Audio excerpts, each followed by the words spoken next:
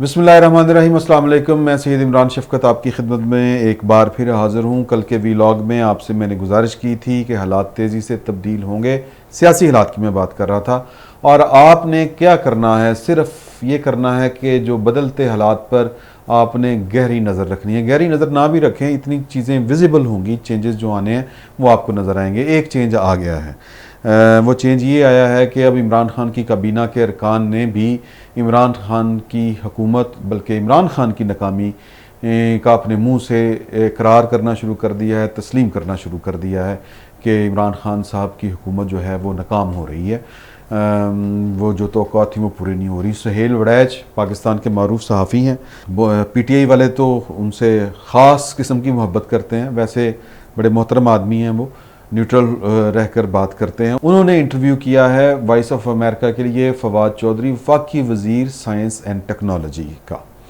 फवाद चौधरी साहब फरमाते हैं कि बल्कि नाकामियों का एतराफ़ करते हैं और उनकी वजूहात भी बताते हैं कि इमरान खान की हुकूमत जो है वो नाकाम क्यों हुई।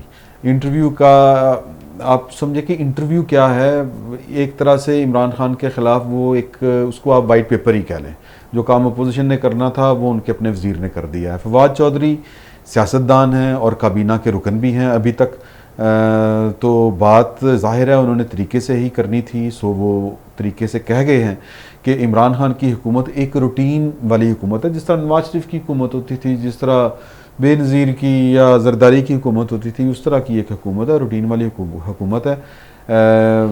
ये अलग बात कि समझा नहीं जा रहा था कि इमरान खान की हुकूमत जो है वो रूटीन वाली हुकूमत होगी, क्योंकि इमरान खान ने आए इसलिए थे कि वो नया पाकिस्तान बनाएंगे, जो निज़ाम है उसकी जो चूलें हिली हुई हैं वो ठीक करेंगे। बकौल फवाद चौधरी के हम नट बोल्ट ठीक नहीं करने आए थे, हम ओवरहालिंग करने आए थे, लेकिन हम ये काम नहीं कर सके। उनका कहना था कि इमरान खान ने अहम जिम्मेदारियां जो हैं वो गैर मुंतखब और नए लोगों को दे रखी हैं, गैर सियासी लोगों को दे रखी हैं जो डिक्टेशन लेते हैं।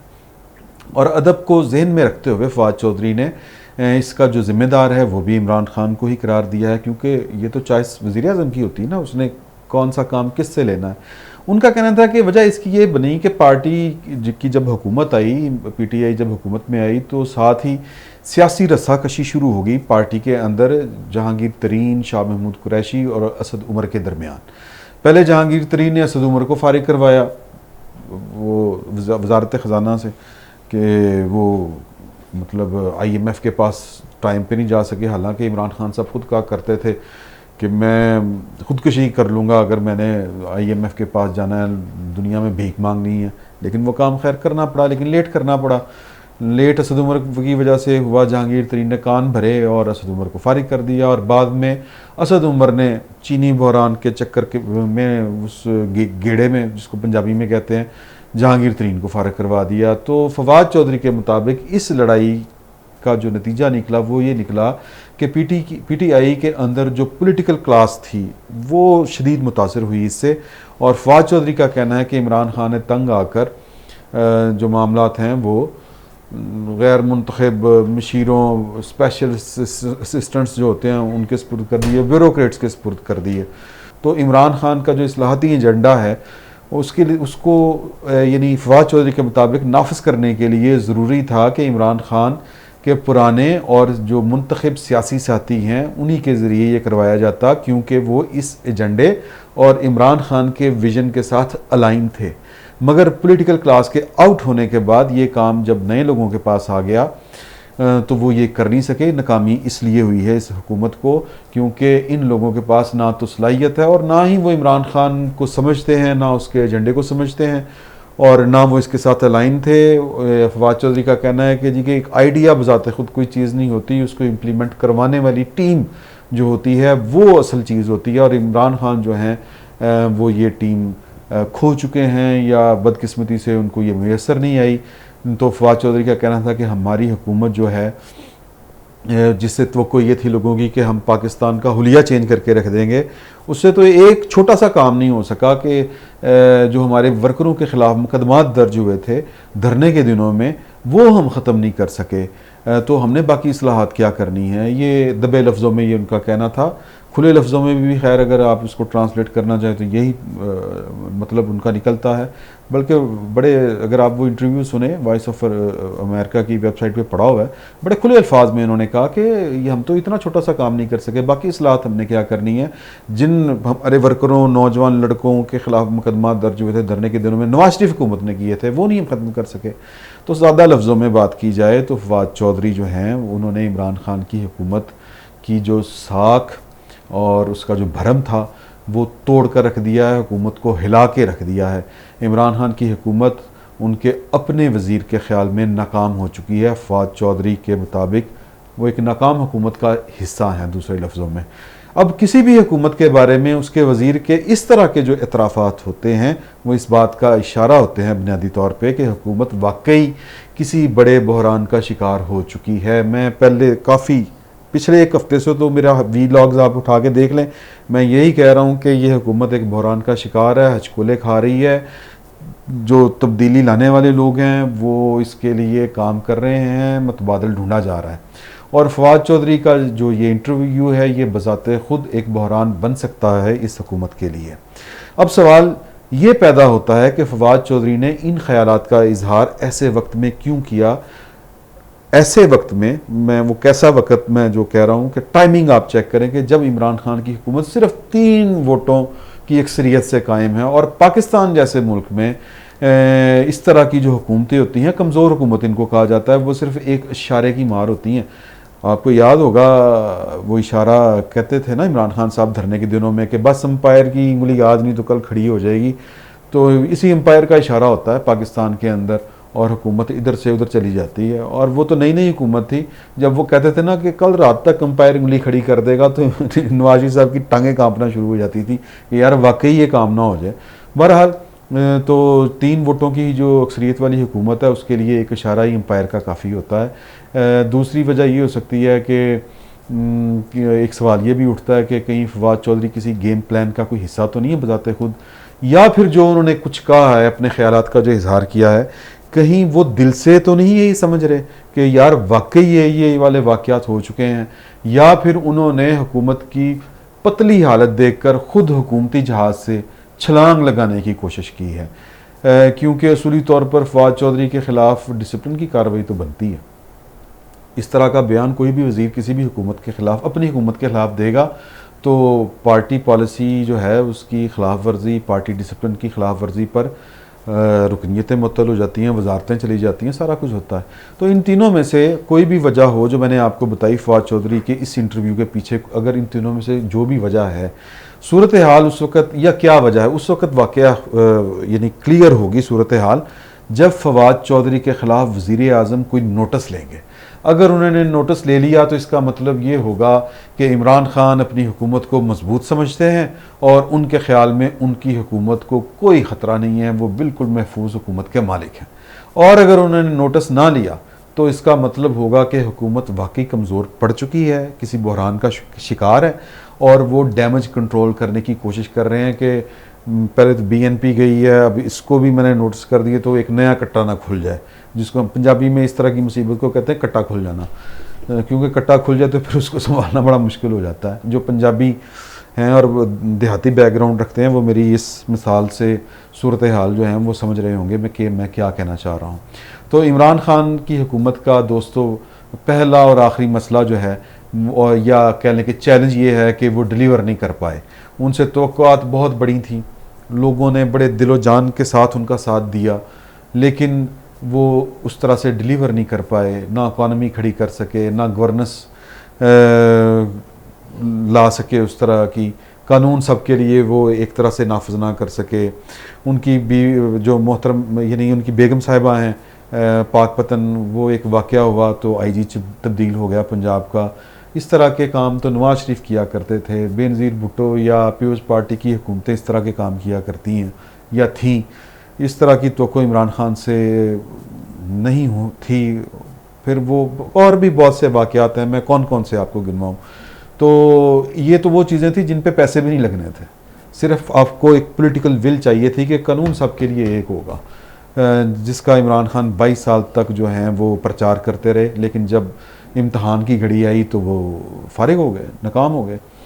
तो इन जो यानी बैड गवर्नेंस, बैड इकॉनमी, ये वो चैलेंज थे जिनसे वो निबट नहीं सके, और इसके नतीजे में इक़्तिदार उनके हाथों से आहिस्ता आहिस्ता सिरक रहा है। ये मैं नहीं कह रहा, ये फवाद चौधरी ने दबे लफ्ज़ों में अपने इस इंटरव्यू में कह दिया है, जिसका मैं आपसे ज़िक्र कर रहा हूँ, जो वॉइस ऑफ अमेरिका की वेबसाइट पे पड़ा हुआ है, आप जाके देख सकते हैं। दूसरी तरफ इतला ये आ रही है कि मुस्लिम लीग नून से मुक़्तदर क़ुव्वतें राब्ते में हैं। शहबाज शरीफ को कहा गया है कि आप बिस्मिल्लाह करें, माहौल बन चुका है, इन हाउस चेंज लाते हैं। तो मेरी इतला के मुताबिक जो शहबाज शरीफ साहब हैं उन्होंने माजरत की है। मैंने आज ये जब फवाद चौधरी की ख़बर सामने आई तो हमारे एक दोस्त हैं मुस्लिम लीग नून के लीडर हैं, वो शहबाज शरीफ के बहुत क्लोज़ हैं, वो मैं इशारे नहीं देना चाहता क्योंकि मैं रखना चाहता हूँ उनका नाम सही का राज में रखना चाहता हूँ। तो उनसे मेरी फ़ोन पे बात हुई, व्हाट्सएप कॉल की थी मैंने उनके, तो मैंने उन्हें कहा था कि यार ये फवाद चौधरी क्या कह रहे हैं, तो माहौल तो बन चुका है, तो क्या सोचा है, क्या होने वाला है। तो उन्होंने मुझे कहा कि जनाब कि वो शहबाज शरीफ साहब के साथ राब्ते में हैं और शहबाज शरीफ को कहा गया है, शहबाज शरीफ ने इनकार कर दिया। मैंने पूछा कि जी इनकार करने की क्या वजह है, इतना बड़ा गोल्डन चांस आपके हाथ में है, बिस्मिल्लाह क्यों नहीं करते। तो उन्होंने कहा कि जी कि बात यह है कि इन हाउस चेंज के हम हक में नहीं हैं। मैंने पूछा क्यों नहीं है, तो उन्होंने कहा कि यार कि जो मुल्क के कंडीशन है, जो हालात हैं, जो चैलेंजेस हैं, वो इस तरह के हैं कि अगर इन हाउस चेंज आया तो लोग ये समझेंगे कि लो जी अब हालात ठीक होने वाले हैं। तो लोगों को लगेगा कि शहबाज शरीफ या कोई भी आया है, इन हाउस चेंज हुआ है, तो कोई उसने चाबी लगाई है, तो अब चीज़ें ठीक होना शुरू हो जाएंगी। तो उन्होंने कहा कि भाई ये चीज़ें इस तरह से इतनी जल्दी ठीक नहीं होनी, हालात बहुत ख़राब हो चुके हैं। तो अगर हम इन हाउस चेंज के ज़रिए या हम आ गए या कोई भी आ गया, उनका कहना था, तो वो इन चैलेंजेस से निपट नहीं सकेगा। लोग जो हैं वो वक्त देने को तैयार नहीं हैं, वो फौरी रिलीफ चाहते हैं, और होगा ये कि जो भी इन हाउस चेंज के ज़रिए आएगा उसकी साख पहले महीने ही फारिग हो जाएगी अवाम की नज़रों में, और अवाम पहले ही तंग है। तो फिर मैंने पूछा हल क्या है, तो उन्होंने कहा कि हमने तजवीज़ दी है कि भाईजान आप जनरल इलेक्शन करवाएं।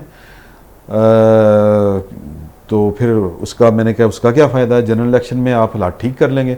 उन्होंने कहा कि लोगों का एक माइंड सेट होता है कि नई हुकूमत को वो ग्रेस पीरियड देते हैं, मार्जिन देते हैं, कम से कम 1 साल तक तो वो बर्दाश्त करते हैं, और हम 1 साल में कोई ना कोई ये जो बलकस हैं पाकिस्तान की मैशियत के और जो भी गवर्नेंस के मामलात हैं वो हम जो हैं निकाल लेंगे। और वैसे भी कोरोना के दिनों में हम जो हैं वो इस तरह का चैलेंज लेने की पोजीशन में नहीं है।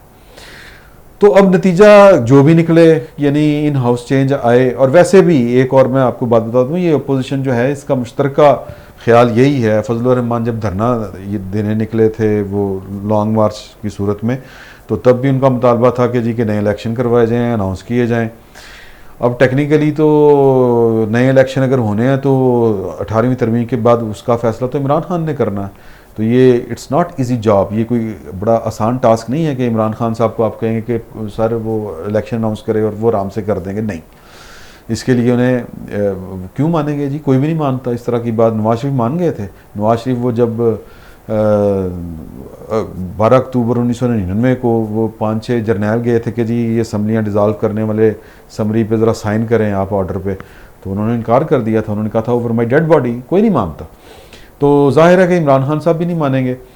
तो अब सूरत हाल क्या बनती है इस सूरत में, तो सूरत हाल ये है कि पहली बात तो ये सोच लें कि अगर इन हाउस चेंज पाकिस्तान की जो मुक़्तदरा है, कुव्वत साज कुव्वतें हैं, अगर उन्होंने तय किया है कि इन हाउस चेंज ही लाना है, नए इलेक्शन नहीं करवाने, तो फिर इन हाउस चेंज के लिए उन्हें पीपल्स पार्टी नून लीग से कोई बंदा नहीं मिलेगा, उन्हें फिर PTI से ही काम चलाना पड़ेगा। और PTI तो मेरा ख्याल है कि इस पोजीशन में नहीं होगी कि वो इन हाउस चेंज भी आए और हालात भी ठीक कर ले। तो बहरहाल ये चॉइस है, जिन्होंने ये काम करना है ये उन्हीं की चॉइस है। और अगर वो फैसला करते हैं कि नहीं नए इंतखाबात करवाते हैं, तो फिर पहले मैंने जो बात आपकी की कि इन हाउस चेंज हो या नए मुतालबात, नए इंतखाबात हों, दोनों सूरतों में इमरान खान को मनाना पड़ेगा या मनवाना पड़ेगा उनको। तो वज़ीर आज़मों को या वज़राए आज़म को हम उर्दू में कह लेते हैं, उनको मनवाना या उनसे कुछ बनवाना या उनको जो भी आप कह लें, वो हमारी जो कुव्वत रखने वाली मुक्तदरा है ना, वो ताकतवर जो हल्के हैं, ये उनके बाएं हाथ का खेल है। नवाज शरीफ नहीं मानते थे तो सारा कुछ हो गया था, नवाज शरीफ नहीं मान रहे थे तो पनामा भी आ गया। अब अगर इमरान खान नहीं मानेंगे तो फॉरेन फंडिंग केस तो है ही, मान जाएंगे। बहुत बहुत शुक्रिया आपका। अल्लाह हाफिज़।